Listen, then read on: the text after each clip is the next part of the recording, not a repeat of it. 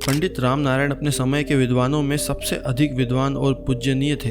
कंचनपुर के बाहर ही जंगल में उन्होंने अपना आश्रम बनाया हुआ था, जिसमें दूर दूर से विद्यार्थी पढ़ने आते थे। पंडित जी के आश्रम में किसी प्रकार का भेदभाव या ऊंच नीच नहीं बरती जाती थी, चाहे राजा का बेटा हो या रंक का, सभी को समान रूप से शिक्षा दीक्षा दी जाती थी। पंडित जी की एक ही पुत्री थी जो तेजी से युवावस्था की ओर बढ़ रही थी। पंडित जी चाहते थे कि जल्दी जल्दी से योग्य वर ढूंढकर उसकी शादी कर दे और इस कर्ज से मुक्त हो। उनकी बेटी भी थी बड़ी सुशील और बुद्धिमान। पंडित जी ऐसा ही नेक और बुद्धिमान युवक उसके लिए ढूंढना चाहते थे। एक दिन पंडित रामनारायण के मन में विचार आया कि क्यों ना मैं अपने सभी शिष्यों की परीक्षा लूं। इन सब में जो भी सबसे अधिक बुद्धिमान होगा उसी से मैं अपनी बेटी की शादी करूंगा। दूसरे दिन पंडित जी ने अपने सभी शिष्यों को बुलाकर कहा, देखो बच्चों, मैं एक बहुत ही विकट स्थिति में फंस गया हूँ। कैसी विकट स्थिति गुरुजी? भीमसेन नामक युवक ने पूछा। बात दरअसल यह है कि मेरी बेटी विवाह योग्य हो गई है और आज तक उसकी शादी के लिए मैंने कुछ भी बचा कर नहीं रखा। अब शीघ्र ही मुझे उसकी शादी करनी है, जिसके लिए वस्त्र और आभूषण चाहिए।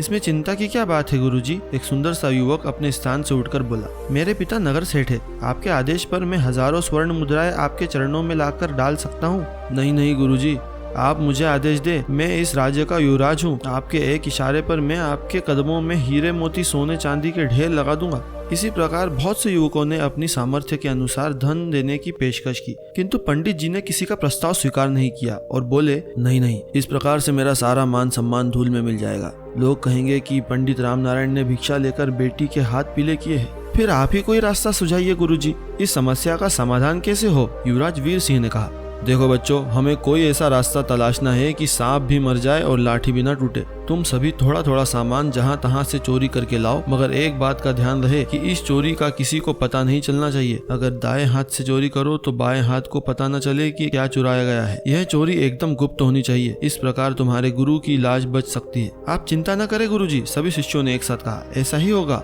और फिर गुरुजी से आज्ञा लेकर सभी शिष्य अपने अपने धंधे में लग गए। जो भी शिष्य कोई वस्त्र या आभूषण चुरा कर लाता उसे चुपचाप गुरुजी को दे देता। कुछ ही दिनों में गुरुजी के पास ढेरों चीजें एकत्रित हो गई। हर शिष्य द्वारा चुरा कर लाई गई वस्तु गुरुजी अलग अलग रख रहे थे। कुछ दिन गुजर जाने के बाद गुरुजी ने देखा कि लगभग सभी बच्चे कोई न कोई चीज चुरा कर ले आए हैं। भीमसेन नामक युवक आज तक कोई चीज चुरा कर नहीं लाया। अतः एक दिन उन्होंने सभी विद्यार्थियों को एकत्रित किया और बोले, भीमसेन, हमारे हर शिष्य ने अपनी सामर्थ्य के अनुसार चोरी करके हमें कुछ न कुछ ला कर दिया है, मगर इतने दिन गुजर जाने के बाद भी तुम कोई वस्तु चुरा कर नहीं ला पाए। क्या तुम नहीं चाहते कि तुम्हारे गुरुजी की चिंता दूर हो? चाहता हूँ गुरुदेव, हृदय से चाहता हूँ। फिर तुम कोई चीज चुरा कर क्यों नहीं लाए? कैसे चुरा कर लाता गुरुदेव? आपकी आज्ञा ही ऐसी थी जिसने मुझे बार बार चोरी करने से रोका। क्या मतलब? पंडित रामनारायण पैनी नजरों से उसकी ओर देखने लगे। अन्य शिष्य भी चौंक कर उसकी ओर देखने लगे कि गुरुजी ने स्वयं चोरी करके लाने को कहा था। फिर ये किस आज्ञा की बात कर रहा है? गुरुजी, भीमसेन ने कहा, आपने ही तो कहा था कि चोरी करके लानी है, लेकिन इस चोरी का किसी को भी पता नहीं चलना चाहिए। यहाँ तक कि दायां हाथ चोरी करे तो बाएं हाथ को भी नहीं पता चले।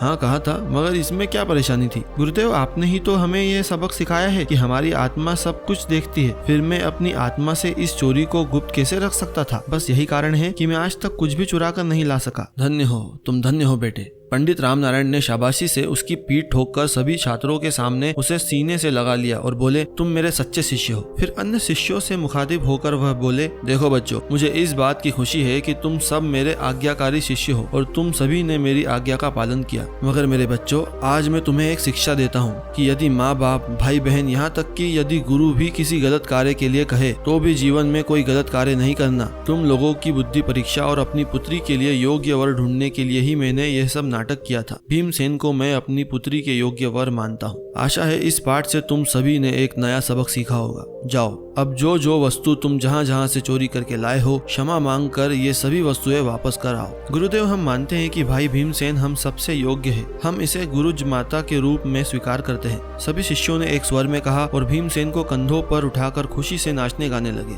तो दोस्तों, हमें इस कहानी से यही शिक्षा मिलती है कि चाहे जो भी कोई हमारा अपना माता पिता, भाई बहन या गुरु या हमारी आत्मा भी अगर हमें गलत काम करने के लिए कह रही है तो भी हमें गलत कार्य नहीं करना चाहिए, क्योंकि गलत कर्म का फल गलत ही होता है।